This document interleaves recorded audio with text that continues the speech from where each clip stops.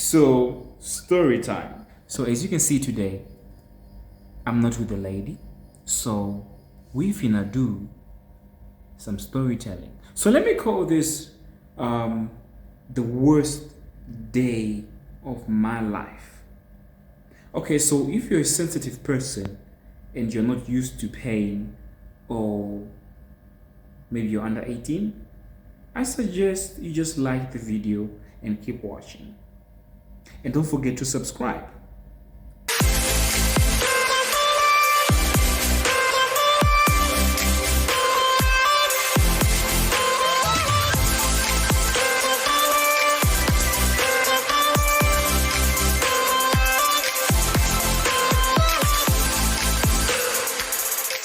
Thank you. So without further ado, let's get into it. Okay, so it was January 2022. Don't judge me about what I'm about to say right now. Don't judge me and say, oh boy, why did you wait this long for you to do this? Okay, so January 2022, so I made the worst decision any human being can make at this age.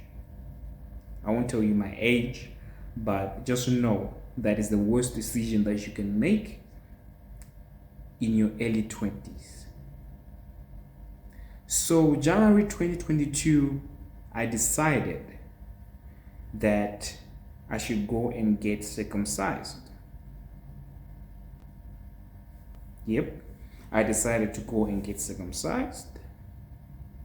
So it was the first week of January. The first week of January, I just had a thought. I was thinking about it. The first week I was thinking about it from Monday. I was like, you know what? I think I should go and get circumcised. I want to, just get it over and done with. Because when I remember when I was a kid, I used to, I always wanted to do it, but I was afraid because of the pain that I would hear and the different stories that I would get from different people that this thing is, So I was thinking about it. So it was the first week of January 2022. I was thinking about it. Then I told my brother James, I was like, James, I'm going to get circumcised on Friday. So it was like on a Tuesday when I told him that I'm going to get circumcised on a Friday. Then James was like, oh, book for me too. I also want to go. All right. So I asked one of my sisters who was a nurse, and I was like, can you please book for me any place that you think is safe for me to go and get circumcised? So it was this time, it was not going to the mountains. It was going to a clinical place where, there's no pain, where there's less pain, if I may say. So she booked for us at this other clinic in Johannesburg, Sandton. So the booking was for Friday, unfortunately. So I took an off at work that I go and, get circumcised. So we went to get circumcised. We arrived at the clinic, and unfortunately, we were the first people to arrive, and we were the first people to get circumcised. So we're first in the list. So lucky enough, James was the one who was first in the queue to get circumcised. So this is what happens when you get there. You get there, you get registered, you sign a waiver, whatsoever. You sit in a queue, then the first room that you enter into is a room where you see a nurse, where you get tested for any sickness, where you get tested for HIV, where you get tested for, anything before you get circumcised. And they ask you some few questions, they give you some therapy, blah, blah, blah, blah, blah. They give you therapy and tell you how it's going to be. It's not going to be painful. They tell you how you have to be when you're done, how you have to treat yourself, what you must do, what you must not do, when you, all that, So, and I'm sorry to say this to ladies, I just want to say this. This is the worst pain a man can ever face in his life. This is the worst pain a man can ever face, besides heartbreak. Yeah. Yeah, this is the worst pain. I feel like this pain is more than period pains. I'm sorry to say that. I know if you want to fight me, you can fight me, but it's the worst pain more than period pains. So, James was first in queue. He went to the nursing room. They did whatever they did to him in there. Then he came out. Then they called him to the surgery room. I went to see the nurse. So I asked the nurse quite a lot of questions. Those who know me, they know me very well. I asked a lot of questions, whether it's business, it's life. I ask you a lot of questions if I want to know. So I asked her, okay, what's going to happen after I'm done? Am I going to be able to walk? Do I need a wheelchair? Do I need crutches? What do I need? Tell me, girl, what do I need? You feel me? So she told me everything. No, the process is going to be fine. After this, you must do this. You must strap your tingolingo looking up. For like 7 days. Yeah. You must look up. Why? Because it operates under blood. You know, blood controls it. So if it must not look down. If it looks down, it's gonna flood.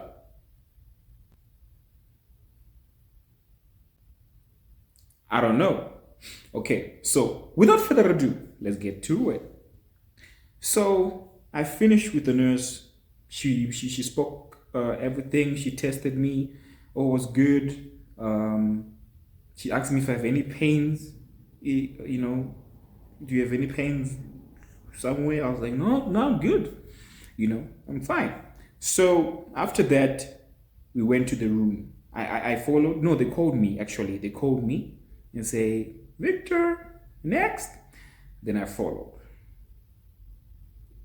This is about to get interesting. So as I entered into the room, my brother was laying on the next bed, and there was another empty bed. I believe that was the bed I was supposed to go to. Obviously, that's the bed I'm supposed to go to. So I saw James. So the first time I looked at James laying down on the bed, I saw James, they were already dealing with him.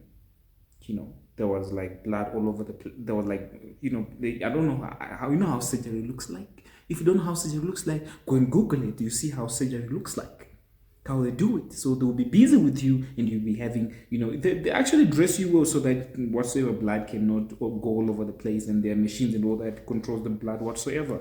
There's technology these days, so it's no longer.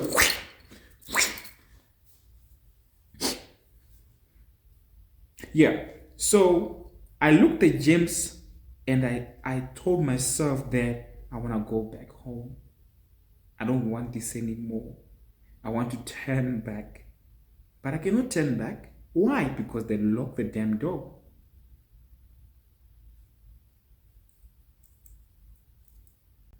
So, okay.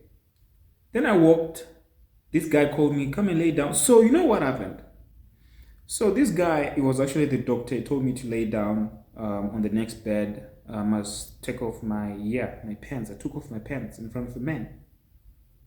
And there was a nurse also in that damn room. I feel like, there were like 3 people. Yeah. So James' side, it was quite nice because the lady was the one who was, the lady doctor was the one cutting James, you know, circumcising James and all that. That was nice. I also thought maybe the lady doctor is the one that's going to come to me.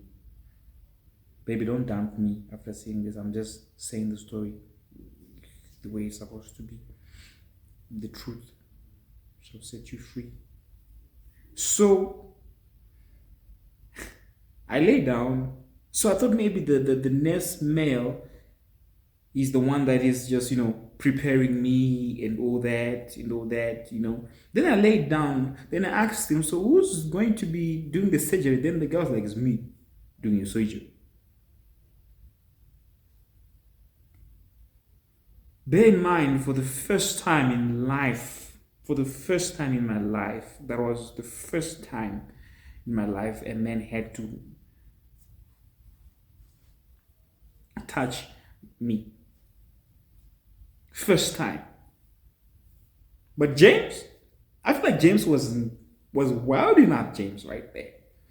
Because the lady was there, you know. But the funny part. Here's the funny part. So the guy did what he did. They put a metal thing under that. Um, he started what he did first.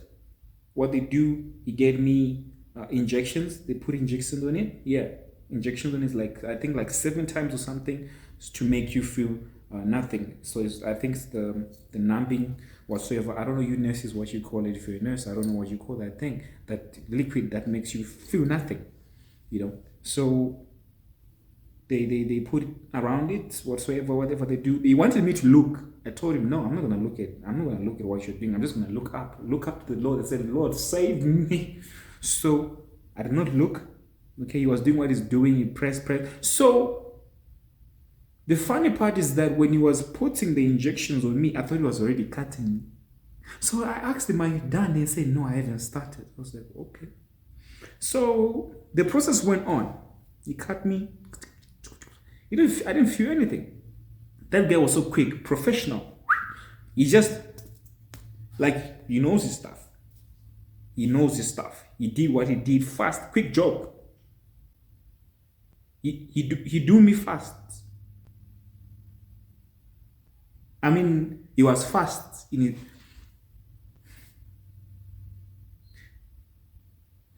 Okay, never mind. You know what I mean.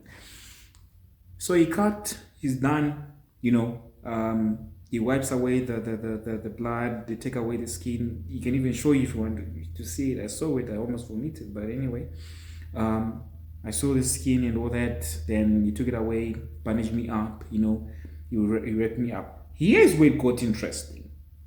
Most people will be like, that wasn't painful. No, wait for it. Take your coffee. Sit down with me.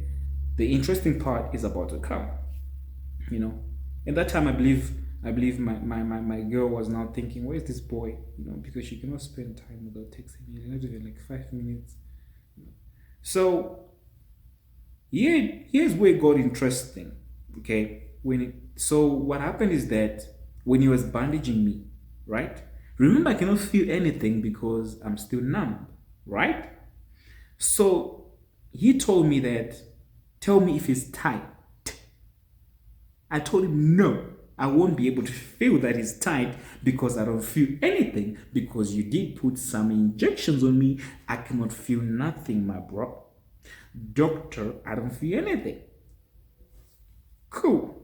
He ties me up. So unfortunately, he had tied me very, very tight, but I couldn't feel it. I couldn't feel any pain. So to me, I was like, small waters, you feel me? I mean, what were people talking about? They said it was painful, but no, man, it's not painful. It's tin, big man tin, yeah.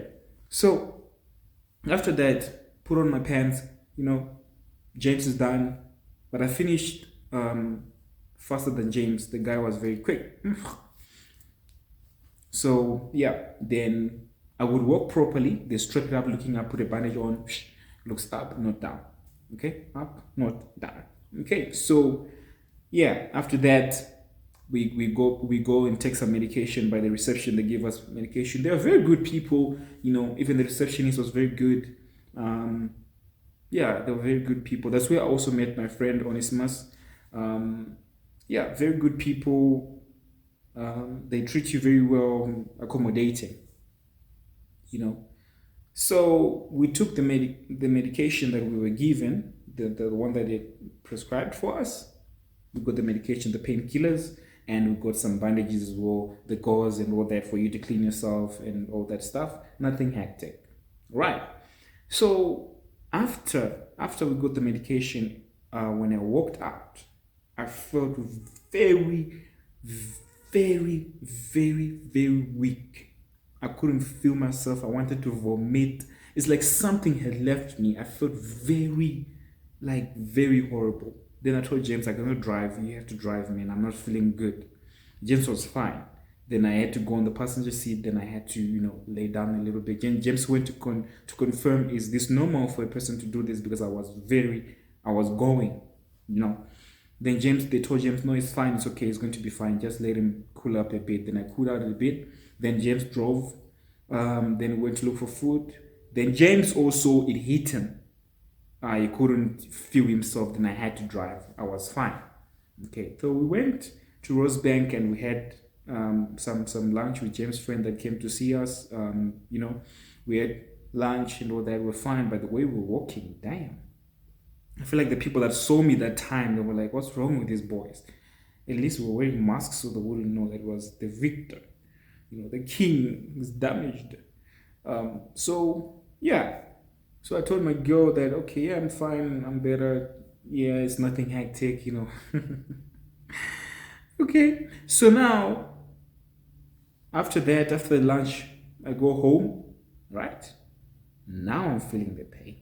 That was around like 5 p.m., 5 to 6 p.m. I was now feeling the pain a little bit. Okay, I ate, I took my medication, I went to sleep. Bear in mind, I did not sleep. The numbness finished. Now it was me and my body down there. Now it was, I don't know you game. I have never met you before game. It's no longer wiggle, wiggle, jiggle, jiggle. So the pain started coming bit by bit. It's like something that is burning, something. You don't know how to explain the pain. So bear in mind, this pain was because I was having a tight bandage. If it wasn't because of the tight bandage, I was going to sleep properly. I would wake up, go to the toilet, and pee countless times. Because I don't know, it feels like it's a spirit that thing. It feels like it knows that you're sick. And you must go and pee. And peeing is a problem because you have to strap it and you must go down and pee. You must strap it for it to look up again. So I realized that when I looked at my body looked very, very weird. My body looked very weird, big, weird. It looked very weird. I just thought, okay, it's something normal because what the hell, Vic? You don't know this is just your first time getting this done. You don't have experience to it. You're not going to ask anybody. I couldn't ask anybody. I didn't have anybody to ask. How does this go? I didn't sleep all night. My mom kept on hearing me wake up. She was worried and all that. If you even gave me some medication to take so that I can fall asleep, I couldn't. Then come to the morning. Remember, I must tie the bandage for like 7 days. You must have that bandage for 7 days until you remove it. Then you start cleaning it and all that. But the second day I wake up and my body down there looked very blue. Blue or purple. I was like, no, man, this is not normal. Then I had to contact the hospital, the clinic, and said, okay, this is what I'm going through. I'm in very deep pain. And when I pee, it's very, very painful. I don't know what's going on. It's supposed to be like that. Did you damage me inside? Or what? Then the doctor gave me his personal number. Then I also asked my nurse, the sister, and I said, this is what I'm going through. Then I sent them the pictures. Then she told me that, no, this is very wrong. Something is wrong. Then I spoke to the doctor, the guy. The guy was like, okay, loosen the bandage. I told you that you must tell me that if the bandage is too tight, you must tell me. I mean, dude, I was feeling numb. How was I supposed to know if the bandage was damn tight? But I don't blame him though. I mean, I was numb. So he understood. He was like, okay, sorry. What? Untie the bandage a little bit. He told me to untie it. Damn! There was a relief. Okay, cool. I could, move freely and the pain was less. Then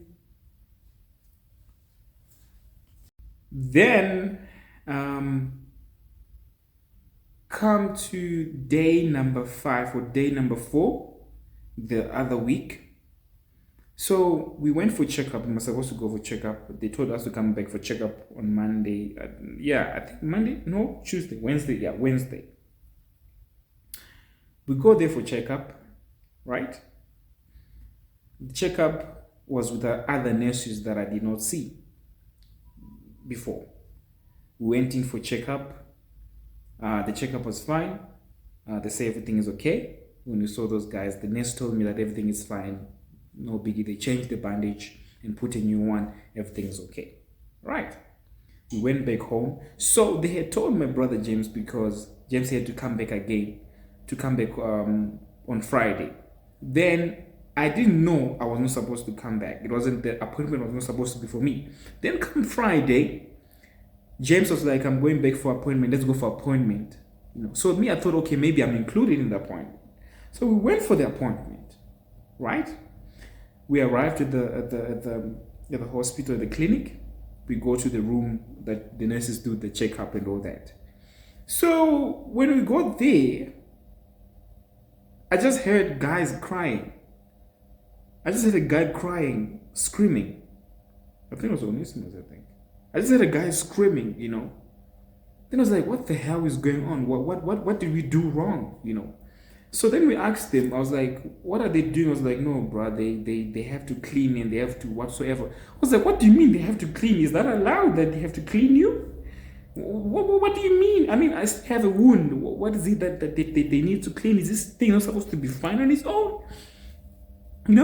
Then I don't know if it was me first or it was James first. But this appointment, bear in mind, this appointment was for James, not for me. Because last time they told me I'm fine. Okay. Then I went in. They took off the bandage that they had put on me. Then the nurse told me that I have not been cleaning enough. Okay. To all the nurses and to all the doctors that may be watching this video, I believe when a wound is drying up, when you cut yourself, firstly, it starts forming like a black layer or something like that the skin is now drying up, right? So when it dries up completely, that black layer on top, it gets itchy, then you scrape it off, then you're left with like a mark or a scar, right? That's a wound, right? I don't need to go to the medical school to know how a wound heals. Even a dog knows how a wound heals. So my wound was like that. My wound was, drying up, right? So it had formed like a small like scar layer of black. Then the nurse told me that I have not been cleaning. I was, damn, no. You guys told me that I'm okay. Then the nurse was like, no, I have to clean you. I couldn't do anything. So I just laid down. And the nurse took whatsoever that she took and she started cleaning me. And here's what went wrong. It was the most painful moment of my life. She took a bandage and she took some betadine whatsoever and she squeezed me. Not my hand, not my head, not my leg. She squeezed my body. She squeezed. I cried. I don't want to lie. I don't normally cry. I'm not somebody that cries. I'm a king. Damn, dog. But I cried that day. I cried that morning when she was squeezing me. I cried. After she unsqueezed me, she noticed that she had ripped off my stitches. The stitches that came off. Then I was bleeding. Bear in mind, I'm not numb at that time. I can feel the pain. I can feel the pain. No pills, no medication, nothing. She messed up. She ripped off my stitches when she was squeezing me. Then she called another professional nurse. Come here and see this. Girl, what do you mean come here and see this? What do you mean come here and see this? What did you do to me? That time I'm laying there hopelessly. I wish I could upload the video because James took the video. I wish I could upload it, but anyway, it's something that I don't want people to experience and all that. It was just a mistake. It's not like it's something that happens, in every clinic. I feel like that nurse, she had some anger issues. If you see me right now, girl, the Lord is watching you. So she called the other professional nurse who came to me and says that, unfortunately, I have to clean this and that. Then this other nurse came and said, now, for me to stop the blood, I have to do this and that. Let me put betadine, this and that. I have to tie you up again, blah, blah, blah, blah, blah. Then she had to just wrap me up. She was good. She was a good nurse. She was soft on me. Not the other nurse who was rough with me. I mean, this is not something that you just have to be rough with. Yeah. She came, then she put betadine. It was You know, betadine is on a wound. It's like spirit. So they tied me up, bandaged me up. I couldn't walk.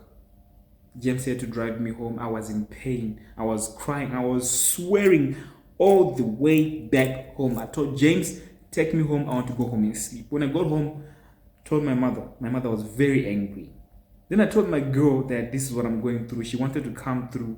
Then say, can I come? You know, can I travel? Can I take a leave at work? I need to come see you. I was like, girl, what do you mean you want to come and see me?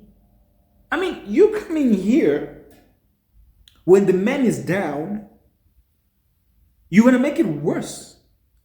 Girl, yeah, you're gonna make it worse. I know you love me and all that, but you cannot come. No, I mean it's a risk to the nature. You know, no, stay where you are. You know, so bear in mind, I was supposed to heal in like 3 weeks, but these 3 weeks I was in pain. So the stitches that had came off created like a wound on me that was open. That wound was a little bit scary, you know. So I started consulting with the doctor, you know. Then I told my sister this is what they've done to me. Then my sister was angry and said that we had to go and speak to them and have a meeting with them. Whatever they did to you is wrong. They must get sued. So in my mind, I didn't want that because I knew it was just a nurse that made a mistake, not the whole department or not the whole clinic that made the mistake. You know, so I was like, no, suing them, I cannot do that. But let's just go and speak to them so that they can fix me. I need Buddy to be alive. You know, then we went there after 2 weeks, you know, and told them this is what happened and what's going on. I've been in pain, you know. Then they offered that, okay, we are very sorry. They apologized. The doctor apologized and said that we'll pay for your transport to take you to work. We're going to have appointments every Monday, Wednesday, and Friday. Come for appointments. So I check you personally. This was the male doctor that had cut me. He was saying that he was apologizing and he's going to take care of me personally and make sure that the wound heals. You know, so they paid for my transport, paid for my food, everything. They took care of me. Then I had consulted with this other doctor. This other doctor told me that I need to do skin grafting because I cannot recover. Do you know what skin grafting is? No. I don't want to have no skin grafting. I mean, like to take my nyash and put it there. No. You know. Then I asked the doctor that cut me, do I need skin grafting? Skin grafting. Do I need skin grafting for this? You know. Then he told me, no, you don't need any skin grafting. You're gonna be fine. That wound is going to be fine. People go to mountains and they don't get stitches. They absolutely heal fine. You know. Then I would go and visit him. The doctor, he takes care of me, changes the bandage. He says that I must not touch it. He's the one who's supposed to touch it.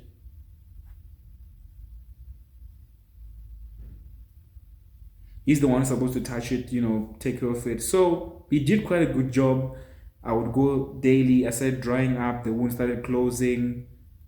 I know most of you think that maybe I have a wound. No, it closed. Like it's not there. Unfortunately, you cannot see it. Never will. So yeah. So he cleaned me up, tied me up until the wound was fine. Until, yeah, I was friends again with my buddy. So that was the worst day of my life, the most painful day of my life. Anyway, hello baby, don't forget to subscribe and like and share. I'll surely come back and tell you another story. But for me to tell you another story, you have to make me reach 2,000 subscribers. I'll tell you this other explicit story. Stay tuned. Hello, baby.